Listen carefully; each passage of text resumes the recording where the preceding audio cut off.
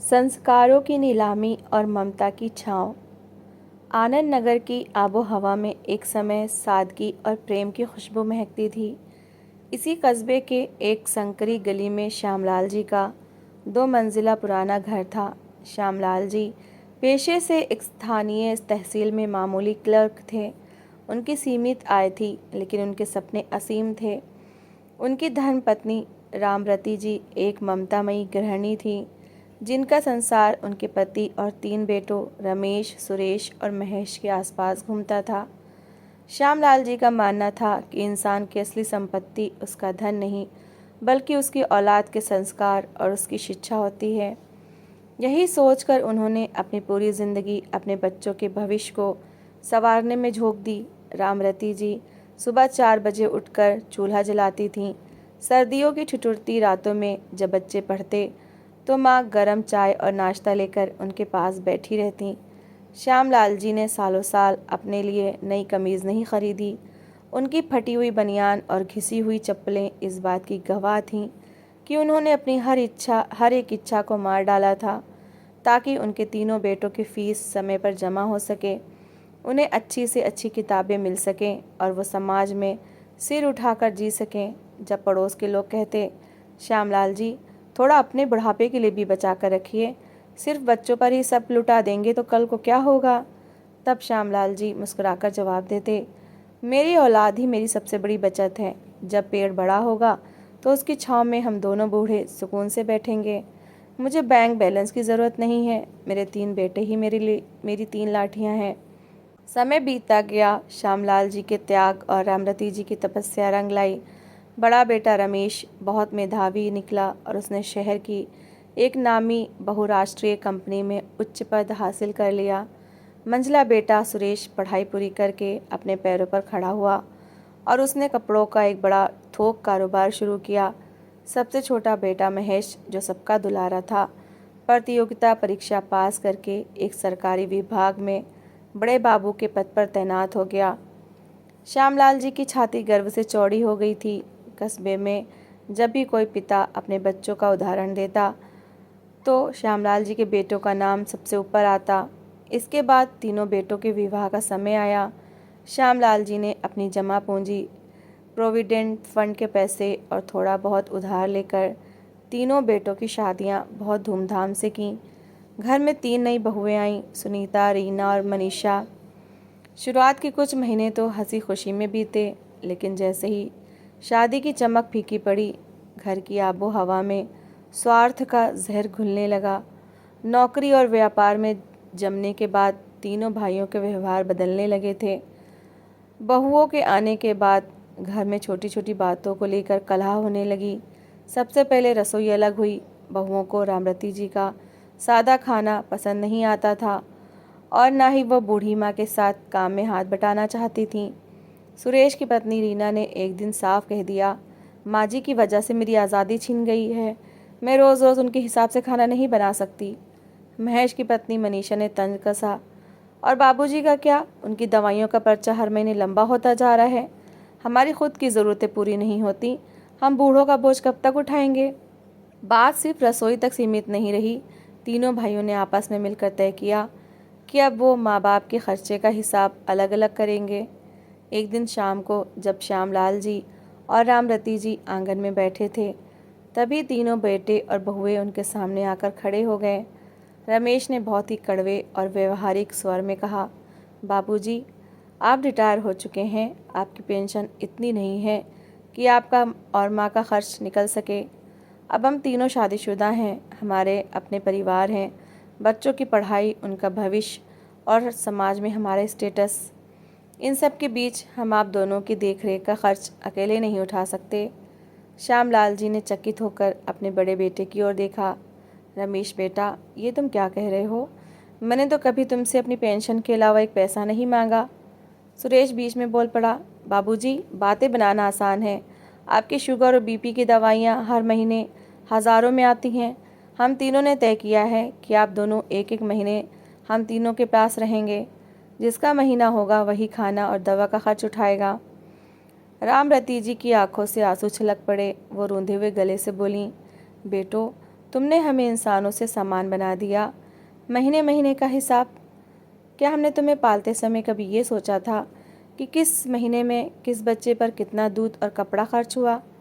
लेकिन बेटों के दिलों में ममता और सम्मान की कोई जगह नहीं बची थी। बहुओं के उकसाने पर वो दिन ब दिन और निर्दयी होते चले गए। महीनों का ये बंटवारा माँ बाप के लिए जी का जंजाल बन गया। जब श्यामलाल जी रमेश के पास होते तो बहू सुनीता ताने मारती कि वो ज़्यादा बिजली खर्च करते हैं। जब वो सुरेश के घर जाते तो रीना दवा के पैसों के लिए किचकिच करती और महेश के पास जाने पर मनीषा उन्हें घर के कोने में पड़े रहने की नसीहत देती। बुढ़ापे में जिस चौखट पर सम्मान मिलना चाहिए था, वहाँ वो हर रोज़ तिल तिल कर अपमानित हो रहे थे। समय के साथ तीनों भाइयों और उनकी पत्नियों का धैर्य जवाब दे गया। उन्हें लगा कि माँ बाप का जिंदा रहना ही उनके पैसों का नुकसान है और वो उनके आशियाने पर बेवजह कब्जा जमाए बैठे हैं। एक रात स्थिति अत्यंत भयावह हो गई। रामरती जी की तबीयत अचानक बहुत ख़राब हो गई। उन्हें तेज़ बुखार था और सांस लेने में तकलीफ़ हो रही थी। श्यामलाल जी घबराकर बड़े बेटे रमेश के कमरे का दरवाज़ा खटखटाने गए। रमेश, ज़रा उठो बेटा, तुम्हारी माँ की सांस फूल रही है, उसे डॉक्टर के पास ले चलना है। रमेश ने नींद में झिल्लाते हुए दरवाज़ा खोला। बाबूजी, रात के 2 बज रहे हैं, आप लोग सोने भी नहीं देते। डॉक्टर के पास जाने में हज़ारों रुपए लग जाएंगे, सुबह देखेंगे। श्यामलाल जी बिलक पड़े। अरे नालायक, तेरी माँ तड़प रही है और तुझे पैसों की पड़ी है। शोर सुनकर सुरेश और महेश भी अपने कमरों से बाहर निकल आए। मामला समझने के बाद माफ़ी मांगने या डॉक्टर को बुलाने के बजाय वो उल्टा श्यामलाल जी पर ही बरस पड़े। सुरेश बोला, बाबूजी, आपका नाटक रोज़ का हो गया है। आप जानबूझकर हमारी नींद खराब करते हैं ताकि हमें नीचा दिखा सकें। महेश ने गुस्से में आकर रामरती जी की दवाइयों का डिब्बा उठाया और ज़मीन पर पटक दिया। अब बहुत हो गया, रोज़ रोज़ का ये ड्रामा हम नहीं सह सकते। ये घर बाबूजी का बनाया ज़रूर है, लेकिन अब ये हमारे नाम है। आप दोनों हमारे जीवन में सिर्फ पनौती बनकर रह गए हैं। बड़ी बहू सुनीता ने आग में घी डालते हुए कहा, इन बूढ़ों को जब तक यहाँ से नहीं निकाला जाएगा, इस घर में शांति नहीं आ सकती। रमेश, इन्हें अभी बाहर करो। तीनों भाइयों का इंसानियत से भरोसा उठ चुका था। रमेश ने श्यामलाल जी की बाँह पकड़ी और उन्हें घसीटते हुए मुख्य दरवाजे की तरफ ले जाने लगा। छोड़ दो मेरे पति को, दया करो मेरे बच्चों, हम तुम्हें कभी तंग नहीं करेंगे। हम भूखे सो जाएंगे, कभी दवा नहीं मांगेंगे। रामरती जी रोती बिलखती अपने बेटों के पैर पकड़ने लगीं, लेकिन सुरेश और महेश ने मिलकर अपनी बूढ़ी माँ को उठाया और दरवाजे के बाहर फेंक दिया। रमेश ने श्यामलाल जी का पुराना ट्रंक, जिसमें उनके कुछ पुराने कपड़े थे, उठाकर बाहर सड़क पर पटक दिया। आज से इस घर का दरवाज़ा तुम दोनों के लिए हमेशा के लिए बंद है। जाओ, जहाँ जाना है जाओ। रमेश ने दहाड़ते हुए भारी लोहे का दरवाज़ा मुंह पर बंद कर लिया और अंदर से कुंडी लगा ली। सड़क पर सन्नाटा था। आसमान में काले बादल छाए थे और हल्की हल्की बारिश शुरू हो चुकी थी। 65 वर्ष के श्यामलाल जी अपनी बीमार पत्नी को सीने से लगाए सड़क के किनारे बैठे रो रहे थे। जिस घर की एक एक ईंट को उन्होंने अपने पसीने से सींचा था, उसी घर के बाहर वो बेघर होकर खड़े थे। श्यामलाल जी ने आसमान की तरफ देखा, अपनी पत्नी के आंसू पोंछे और कहा, रामरती, रो मत। आज हमारी परवरिश हार गई, हमारी ममता हार गई और इन पत्थरों की जीत हुई। अब इस शरीर में जब तक सांस है, हम अपनी मेहनत की रोटी खाएंगे, लेकिन इन नीच औलादों की चौखट पर कभी वापस नहीं आएंगे। शहर के दूसरे छोर पर, जहाँ नाले का गंदा पानी बहता था और जहाँ शहर के गरीब गुरबे रहा करते थे, श्यामलाल जी अपनी पत्नी को लेकर पहुँचे। वहाँ एक खाली पड़ी बंजर ज़मीन थी। श्यामलाल जी ने कचरे के ढेर से कुछ फटी हुई पन्नियाँ, बाँस के टुकड़े और सूखी घास इकट्ठी की। रात भर भीगते हुए कांपते हाथों से उन्होंने एक छोटी सी झोपड़ी तैयार की। अगली सुबह जब सूरज उगा तो श्यामलाल जी के सामने सबसे बड़ी चुनौती थी अपनी बीमार पत्नी के लिए खाना और दवा का इंतज़ाम करना। तहसील में क्लर्क की नौकरी करने वाले, हमेशा साफ़ सुथरे कपड़े पहनने वाले श्यामलाल जी अब मज़दूरों की मंडी में खड़े थे। उनकी सफ़ेद दाढ़ी, घिसे हुए चश्मे और कमज़ोर शरीर को देखकर कोई ठेकेदार उन्हें काम देने को तैयार नहीं होता था। अरे बूढ़े, तुमसे ईंट उठेंगी? जाओ जाकर कहीं भीख मांगो, एक ठेकेदार ने हंसते हुए कहा। लेकिन श्यामलाल जी ने हाथ जोड़कर कहा, साहब, भीख नहीं मांगूंगा। मेरी पत्नी बीमार है, मुझे मजदूरी दे दीजिए, मैं काम करूंगा। आखिरकार शहर से दूर बन रही एक बहुमंजिला इमारत की कंस्ट्रक्शन साइट पर एक छोटे ठेकेदार ने उन्हें तरस खाकर दिहाड़ी पर रख लिया। काम बहुत कठिन था। श्यामलाल जी को तपती धूप में अपने सिर पर ईंटों का तसला उठाकर तीसरी और चौथी मंजिल तक जाना होता था। उनकी कांपते पैर डगमगाते, कड़कती धूप में उनकी चमड़ी जलने लगती, हाथों में बड़े बड़े छाले पड़ जाते और शाम होते होते उनकी पीठ दर्द से टूटने लगती। लेकिन जब उन्हें दिन के अंत में 200-300 रुपये मिलते तो वह तुरंत मेडिकल स्टोर से अपनी पत्नी की दवा और थोड़े से चावल दाल खरीदते। झोपड़ी में रामरती जी चूल्हा जलाती। जब वो अपने पति के छालों से भरे हाथों को देखती तो उनके आंसू बहकर सूखी रोटियों पर गिर पड़ते। किस जन्म का पाप भुगत रहे हैं हम कि यही दिन देखने के लिए हमने रमेश, सुरेश और महेश को अपने कलेजे से लगाकर पाला था। श्यामलाल जी पत्नी के सिर पर हाथ फेरते हुए कहते, रामरती, रो मत, ये हमारे कर्मों का नहीं, उनके कर्मों का लेखा जोखा बन रहा है। ईश्वर सब देख रहा है। हम पसीने की रोटी खा रहे हैं, किसी का हक नहीं मार रहे। यही हमारा सबसे बड़ा सुकून है। महीनों बीत गए, कड़ाके की ठंड हो या मूसलाधार बारिश, श्यामलाल जी बिना रुके बिना थके रोज़ मजदूरी करने जाते। उनकी आंखों में बेटों के प्रति जो ममता थी वो अब एक गहरे स्वाभिमान और वैराग्य में बदल चुकी थी। उधर उस बड़े मकान में तीनों भाई अपनी अपनी दुनिया में मस्त थे। माँ बाप के जाने के बाद उन्हें लगा कि उनके जीवन में सबसे बड़ी रुकावट दूर हो गई है। वो अपनी पत्नियों के साथ कीमती सामान खरीदने लगे, महंगे होटलों में खाना खाने लगे और अपनी संपत्ति का घमंड करने लगे। लेकिन कुदरत का कानून बहुत कठोर होता है। जब अन्याय का घड़ा भर जाता है तो विनाश का तूफान आते देर नहीं लगती। कुछ ही महीनों के अंदर तीनों भाइयों की ज़िंदगी में एक के बाद एक ऐसी घटनाएं घटने लगीं जिसने उनके अभिमान को चूर चूर कर दिया। सबसे पहले बड़े बेटे रमेश पर आफत आई। उसकी बहुराष्ट्रीय कंपनी में एक बहुत बड़ा वित्तीय घोटाला हुआ। रमेश, जो लालच में आकर लंबे समय से फर्जी बिल पास कर रहा था, पकड़ा गया। कंपनी ने न केवल उसे तुरंत नौकरी से निकाल दिया बल्कि उस पर करोड़ों रुपए के गबन का मुकदमा दर्ज करवा दिया। पुलिस उसके घर तक पहुंच गई। अपनी साख बचाने के लिए रमेश को अपनी सारी जमा पूंजी और आभूषण वकील की फीस में गंवाने पड़े। मंझले बेटे सुरेश के बिजनेस पर ग्रहण लग गया।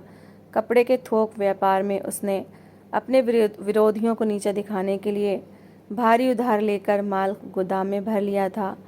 अचानक एक रात उसके मुख्य गोदाम में शॉर्ट सर्किट से भयंकर आग लग गई। पूरा माल जलकर राख हो गया। बीमा कंपनी ने कागजात में गड़बड़ी बताकर क्लेम खारिज कर दिया। कर्जदार रोज़ उसके घर के बाहर आकर गाली गलौज करने लगे और उसके साथ मारपीट की नौबत आ गई। सबसे छोटे बेटे महेश की कहानी और भी शर्मनाक रही। दफ्तर में अपनी आवभगत और ऐशो आराम के चक्कर में वो रिश्वत लेने का आदी हो चुका था। एंटी करप्शन ब्यूरो ने एक ठेकेदार की शिकायत पर उसे रंगे हाथों 50,000 रुपये की रिश्वत लेते हुए पकड़ लिया। उसकी तस्वीर अखबारों में छप गई। उसे नौकरी से सस्पेंड कर दिया गया और उस पर विभागीय जांच बैठ गई। जब घर में धन का प्रवाह बंद हो गया और बदनामी के बादल छा गए तो बहुओं का तथाकथित प्रेम हवा में उड़ गया। एक दिन बड़ी बहू सुनीता ने अपने सारे गहने बैग में डाले और रमेश से बोली, मैं एक अपराधी के साथ नहीं रह सकती। तुमने अपनी पूरी ज़िंदगी बर्बाद कर ली है। मैं अपने बच्चों को लेकर अपने मायके जा रही हूँ। रमेश गिड़गिड़ाता रहा लेकिन सुनीता ने पीछे मुड़कर भी नहीं देखा। सुरेश की पत्नी रीना ने कहा, कर्जदारों की गालियाँ सुनने के लिए मैंने तुमसे शादी नहीं की थी। जब तुम्हारे पास पैसा था तब तक ठीक था, अब तुम कंगाल हो चुके हो। वो भी अपना सामान लेकर चलती बनी। महेश की पत्नी मनीषा ने तो हद ही कर दी। उसने महेश को एक नाकाम और जलील इंसान कहकर सरेआम चाटा मारा और अपने पिता को बुलाकर उनके साथ चली गई। अब वो बड़ा घर जो कभी खुशियों से चहकता था शमशान जैसा बन गया था। तीनों भाई जिनकी नौकरियां छूट चुकी थीं बिजनेस डूब चुका था और पत्नियां छोड़ चुकी थीं। उस खाली घर में एक दूसरे का मुंह तक रहे थे। तभी बैंक का नोटिस आया। सुरेश ने जिस घर को गिरवी रखकर कर्ज लिया था, उसकी किश्तें न चुका पाने के कारण बैंक ने घर की नीलामी का आदेश दे दिया। अगले ही हफ्ते बैंक के अधिकारी और पुलिस बल घर पर पहुंचा। उन्होंने तीनों भाइयों का सामान बाहर सड़क पर फेंक दिया और मुख्य दरवाजे पर सरकारी सील लगाकर घर को नीलाम कर दिया। रातों रात तीनों भाई करोड़पति से सड़क छाप भिखारी बन गए। जिस सड़क पर उन्होंने कभी अपने बूढ़े माँ बाप को धकेला था, आज उसी सड़क पर तीनों भाई फटेहाल कपड़ों में बैठे थे। पेट में भूख की आग जल रही थी। रमेश ने अपनी जेब टटोली तो सिर्फ 10 रुपये का एक मुड़ा हुआ नोट निकला। सुरेश के पास कुछ नहीं था और महेश भूख से बेहाल होकर रो रहा था। भैया, मुझे बहुत तेज़ भूख लगी है, 2 दिन से पेट में एक दाना नहीं गया, महेश बिलखते हुए बोला। रमेश की आंखों से झरझर आंसू बहने लगे। उसने आसमान की तरफ देखा और अपने दोनों हाथों से अपना सिर पीट लिया। हे भगवान, ये हमारे कर्मों की सज़ा है। आज मुझे समझ आ रहा है कि जब हमने बाबूजी और माँ को बेघर किया था तो उन पर क्या गुजरी होगी। हमने जिस माँ के दूध का कर्ज नहीं चुकाया, जिस बाप ने अपनी जवानी हमारे लिए जला दी, उन्हें हमने भूख और तड़प दी, आज कुदरत हमसे उसका पाई पाई का हिसाब ले रही है। सुरेश भी फूट फूट कर रोने लगा। भैया, पत्नियां तो सिर्फ हमारे पैसे से प्यार करती थीं, विपत्ति आई तो छोड़ गईं। असली अपने तो सिर्फ माँ बाप होते हैं, जिन्हें हमने अपने हाथों से ठुकरा दिया। हमारी नौकरियां चली गईं, हमारी रसोइयां ठंडी पड़ गईं, हमारा घर नीलाम हो गया, हम बर्बाद हो गए। महेश ने रमेश के पैर पकड़ लिए। भैया, चलिए बाबूजी और माँ को ढूंढते हैं, वो बहुत दयालु हैं, वो माँ बाप हैं। हमारा रोना देखकर उनका दिल पिघल जाएगा, वो हमें माफ़ कर देंगे। चलिए उनके चरणों में गिरकर माफ़ी मांगते हैं। तीनों भाइयों ने लोगों से पूछना शुरू किया। किसी ने बताया कि शहर के बाहर जो नाले के पास झोपड़पट्टी है, वहाँ एक बूढ़ा क्लर्क अपनी बीमार पत्नी के साथ रहता है और मजदूरी करता है। तीनों भाई दौड़ते भागते, गिरते पड़ते, पश्चाताप की आग में जलते हुए उस झोपड़पट्टी की तरफ भागे। जब तीनों भाई उस स्थान पर पहुँचे जहाँ झोपड़पट्टी थी, तो वो ठिठक कर खड़े हो गए। उनकी आंखें फटी की फटी रह गईं। वहाँ कोई टूटी फूटी झोपड़ी या गंदा नाला नहीं था। उस जगह पर एक सुंदर 2 मंजिला पक्का मकान खड़ा था। घर के चारों तरफ सफ़ेद संगमरमर की दीवारें थीं। सामने एक बहुत ही प्यारा बगीचा था जिसमें गुलाब और चमेली के फूल खिले थे। घर के बाहर एक चमचमाती हुई बड़ी गाड़ी खड़ी थी। सुरेश ने अपनी आंखें मलते हुए कहा, भैया, क्या हम गलत पते पर आ गए? यहाँ तो कोई और बहुत बड़ा अमीर इंसान रहता है। बाबूजी तो झोपड़ी में रहते थे।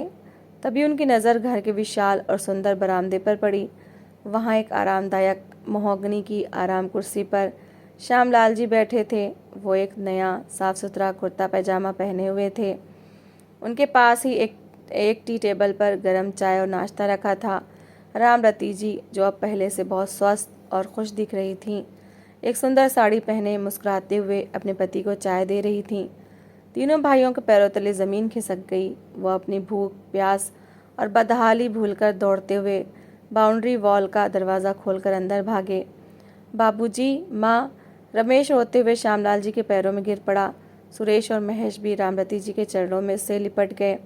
बाबूजी, हमें माफ़ कर दीजिए, हम पापी हैं, हम नीच हैं, हमारी नौकरियां छूट गई, हमारा व्यापार बर्बाद हो गया, हमारी पत्नियां हमें छोड़कर भाग गईं और बैंक ने हमारा घर नीलाम कर दिया।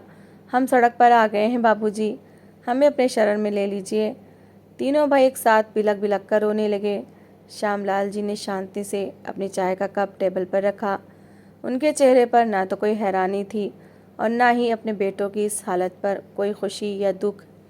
उनकी आंखों में सिर्फ एक ठंडा वैराग्य था। तभी घर के मुख्य दरवाजे से एक 30-32 साल का नौयुवक बाहर निकला।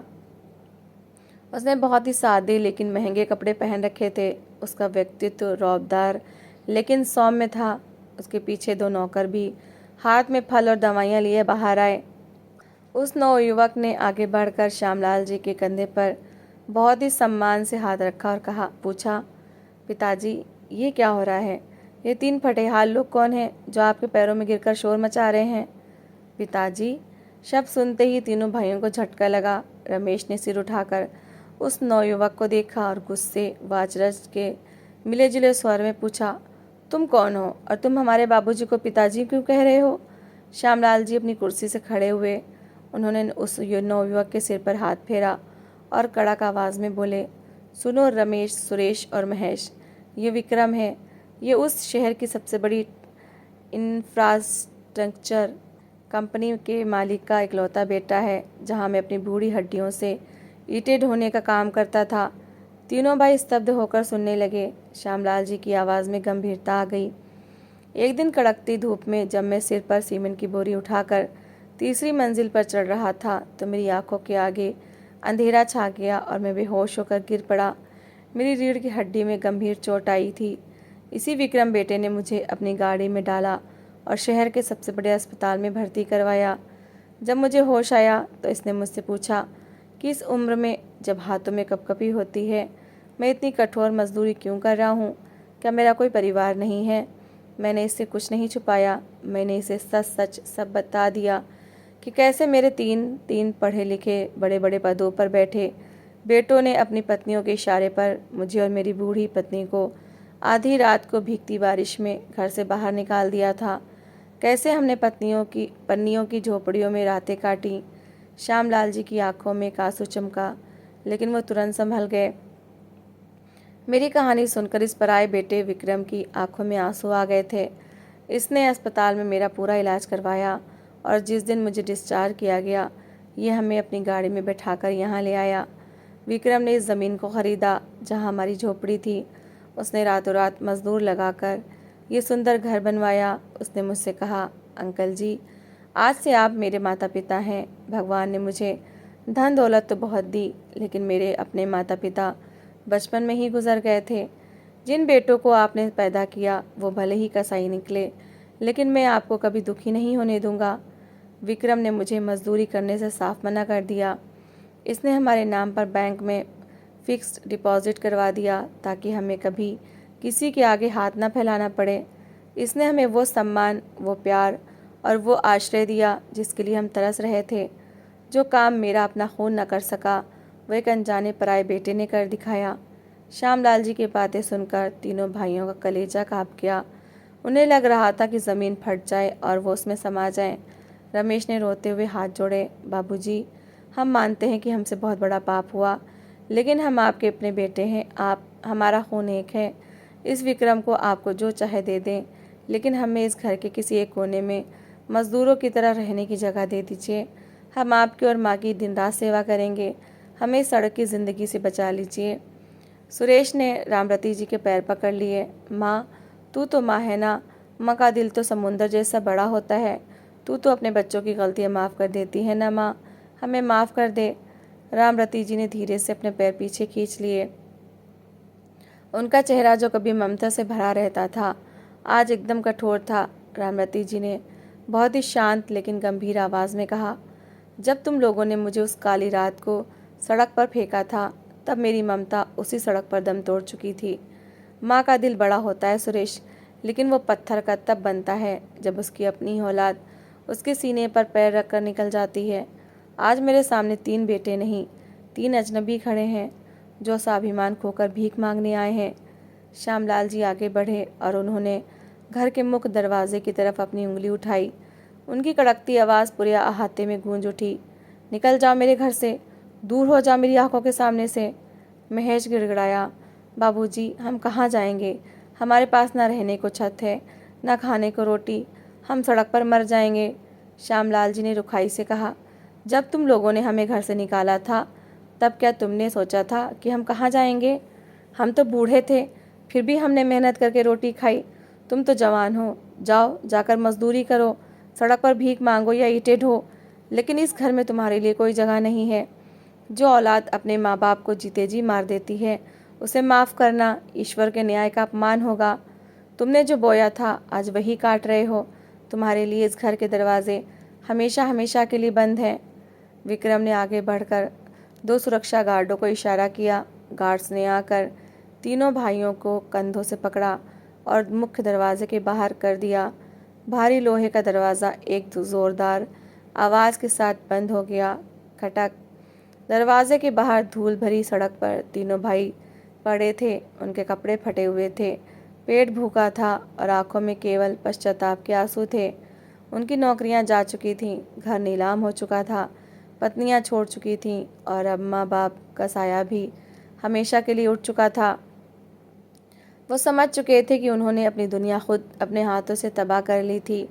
और दरवाजे के अंदर सुंदर बगिया की छाँव में श्यामलाल जी और रामरती जी अपने नए बेटे विक्रम का हाथ थामे खड़े थे। उनकी आंखों में बुढ़ापे का डर नहीं था, बल्कि एक आत्मसम्मान और सुकून भरा नया सवेरा था। कहानी का संदेश: माता पिता इस सृष्टि में ईश्वर का प्रत्यक्ष रूप होते हैं। जो मनुष्य अपने स्वार्थ, धन या जीवन साथी के बहकावे में आकर अपने जन्मदाताओं को दुख देता है या उन्हें बुढ़ापे में बोझ समझता है, कुदरत उसे कभी क्षमा नहीं करती। कर्मों की चक्की भले ही धीमी चले, लेकिन वो पीसती बहुत बारीक है। जो जैसा बोएगा वो इस जन्म में वैसा ही काटेगा। माँ बाप का आशीर्वाद जहाँ इंसान को अर्श पर पहुँचा सकता है, वहीं उनका दिया हुआ दुख इंसान को फर्श पर लाकर खड़ा कर देता है। तो दोस्तों, इस कहानी को लेकर आपकी क्या राय है? कमेंट सेक्शन में अपनी राय ज़रूर शेयर करें। और अगर आपको हमारी आज की कहानी अच्छी लगी हो तो प्लीज़ इसे लाइक शेयर ज़रूर करें। और ऐसी ही emotional, suspense, family story, love story, motivational story को सुनने के लिए मेरे चैनल को सब्सक्राइब ज़रूर करें। तो मिलते हैं एक नई और दिलचस्प कहानी के साथ। Thanks for watching.